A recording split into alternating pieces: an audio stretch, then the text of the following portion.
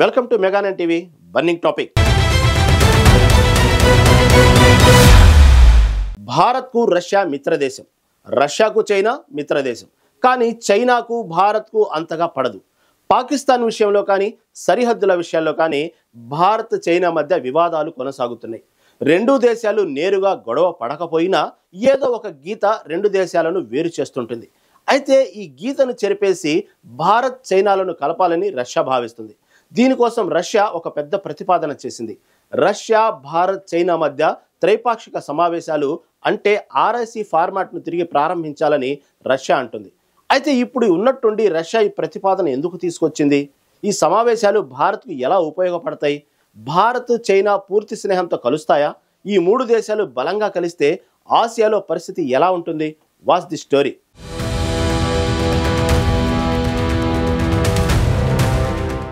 Bharat, Russia, China ఈ మూడు ప్రపంచంలోనే శక్తివంతమైన దేశాలు. ఇందులో భారత్, రష్యా మధ్య బంధం చాలా బలమైంది. అలాగే రష్యా, చైనా మధ్య కూడా మైత్రి అంతే దృఢంగా ఉంది. కానీ చైనా, భారత్ మధ్య సంబంధాలు పైపైనే ఉన్నాయన్న మాట అందరికీ తెలిసిందే. ఎన్నో ఏళ్లుగా సరిహద్దు సమస్యలు, పాకిస్తాన్తో చైనా సంబంధాల నేపథ్యంలో డ్రాగన్ కంట్రీతో భారత్ కాస్త డిఫెన్స్ మెయింటైన్ చేస్తూనే ఉంటుంది. అయితే ఈ దూరం తొలగిపోయి స్నేహం చిగురిస్తే బలమైన శక్తులుగా ఎదిగే అవకాశం ఉంది. దీనికోసం రష్యా RIC ఫార్మాట్ ప్రతిపాదన తీసుకొచ్చింది. RIC అంటే రష్యా, భారత్, చైనా త్రైపాక్షిక సమావేశాలు. దీన్ని 1990ల చివరిలో రష్యా మాజీ ప్రధాని యెవ్గెనీ ప్రిమకోవ్ ప్రతిపాదించారు. ఈ మూడు దేశాలు కలిసి ప్రపంచంలో అమెరికా ఆధిపత్యాన్ని సమతూకం చేయాలని, అంటే ప్రపంచంలో ఒకే దేశం ఆధిపత్యం లేకుండా బహుళ కేంద్ర ప్రపంచాన్ని సృష్టించాలనే ఆలోచనతో ఈ ఫార్మాట్ ప్రారంభమైంది. ఈ సమావేశాలు ఇప్పటి వరకు 20 సార్లు జరిగాయి. ఈ మీటింగ్లలో మూడు దేశాల విదేశాంగ మంత్రులు, ఆర్థిక, వాణిజ్య, భద్రతా నిపుణులు కలిసి చర్చలు జరుపుతారు. ప్రపంచ సమస్యలు, ఆర్థిక సహకారం, భద్రతా విషయాలపై చర్చించుకుంటారు. కానీ 2020లో గల్వాన్ ఘర్షణ తర్వాత భారత్, చైనా మధ్య సంబంధాలు దెబ్బతినడంతో ఈ సమావేశాలు నిలిచిపోయాయి. ఇప్పుడు రష్యా ఈ సమావేశాలను ఎందుకు తిరిగి ప్రారంభించాలనుకుంటోంది? దీని వెనుక కొన్ని కారణాలున్నాయి. మొదటిది, భారత్, చైనా మధ్య సరిహద్దు ఉద్రిక్తతలు తగ్గాయి. 2024 అక్టోబర్లో రష్యాలో జరిగిన బ్రిక్స్ సమ్మిట్లో భారత ప్రధాని నరేంద్ర మోదీ, చైనా అధ్యక్షుడు జిన్పింగ్ భేటీ అయ్యారు. ఈ సమావేశంలో ఇరు దేశాలు సరిహద్దు వివాదాలను తగ్గించుకోవడానికి ఒప్పందం కుదుర్చుకున్నాయి. ఈ సానుకూల పరిణామాన్ని రష్యా ఒక అవకాశంగా చూస్తోంది. రష్యా విదేశాంగ మంత్రి సెర్గీ లావ్రోవ్ ఇప్పుడు భారత్, చైనా మధ్య సరిహద్దు పరిస్థితి ప్రశాంతంగా ఉంది కాబట్టి RIC సమావేశాలు తిరిగి ప్రారంభించే సమయం వచ్చింది అని అన్నారు. రష్యా ఈ సమావేశాల ద్వారా ఈ రెండు దేశాల మధ్య సంబంధాలను మెరుగుపరచడంలో మధ్యవర్తిగా ఉండాలని చూస్తోంది.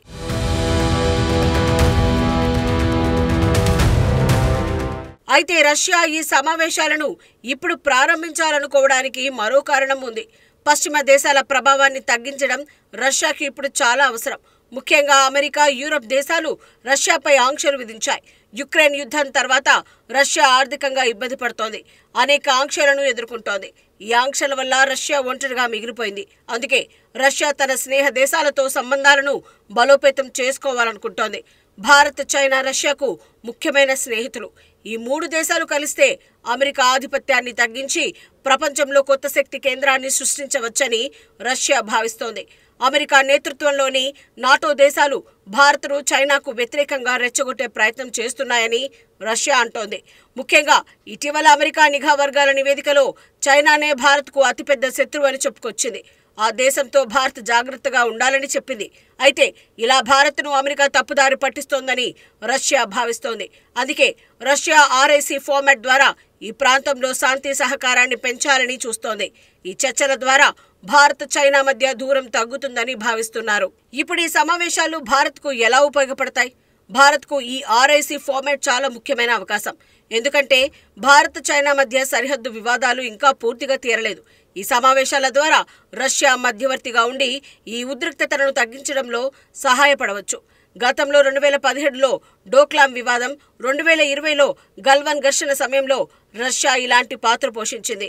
అలాగే ఈ సమావేశాల ద్వారా భారత్ తన ఆర్థిక, వాణిజ్య సంబంధాలను రష్యా, చైనాతో బలోపేతం చేసుకోవచ్చు. రష్యాతో భారత్కు రక్షణ రంగంలో ఎప్పటి నుంచో మంచి సంబంధాలున్నాయి. ఈ సమావేశాలు ఆ సంబంధాలను మరింత బలపరుస్తాయి.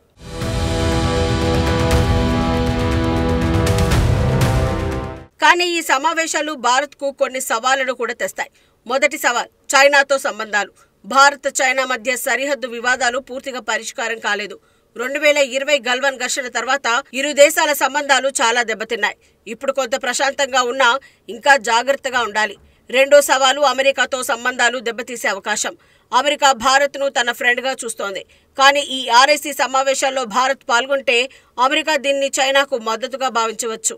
అమెరికా చైనాల మధ్య ఉన్న ఉద్రిక్తతలు భారత్కు సమస్య కావచ్చు. అందుకే భారత్ ఈ సమావేశాల్లో పాల్గొనేటప్పుడు చాలా జాగ్రత్తగా వ్యవహరించాలి. ఇక రష్యా ఈ సమావేశాల ద్వారా ఏం సాధించాలనుకుంటోంది? రష్యాకు ఇప్పుడు చైనాతో సంబంధాలు చాలా దగ్గరగా ఉన్నాయి. యుక్రెయిన్ యుద్ధం తర్వాత రష్యా ఆర్థికంగా, రాజకీయంగా చైనాపై ఎక్కువగా ఆధారపడుతోంది. ఈ సమావేశాల ద్వారా రష్యా తన ప్రాంతీయ ప్రభావాన్ని పెంచుకోవాలనుకుంటోంది. అలాగే భారత్ చైనా మధ్య సంబంధాలను మెరుగుపరిచి ఆసియా ప్రాంతంలో శాంతిని నెలకొల్పాలని రష్యా ఆలోచిస్తోంది. ఈ మూడు దేశాలు కలిసి పనిచేస్తే ఆర్థిక భద్రతా విషయాల్లో కలిసి పనిచేయడం సులభం అవుతుందని రష్యా భావిస్తోంది. అంతేకాక ఈ సమావేశాలు బ్రిక్స్, ఎస్సీఓ వంటి ఇతర అంతర్జాతీయ వేదికల్లో కూడా మూడు దేశాల సహకారాన్ని పెంచుతాయి.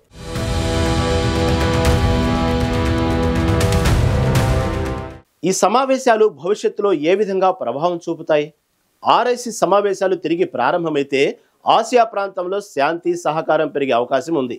భారత్ చైనా మధ్య సరిహద్దు వివాదాలు తగ్గితే ఈ రెండు దేశాలు ఆర్థికంగా, వాణిజ్యపరంగా మరింత సహకరించుకోవచ్చు. అలాగే రష్యా ఈ సమావేశాల ద్వారా పశ్చిమ దేశాల ఆధిపత్యాన్ని తగ్గించే దిశగా అడుగులు వేయొచ్చు. కానీ ఈ సమావేశాలు విజయవంతం కావాలంటే భారత్ చైనా మధ్య నమ్మకం పెరగాలి. లేకపోతే ఈ సమావేశాలు కేవలం చర్చలకే పరిమితం అవుతాయి.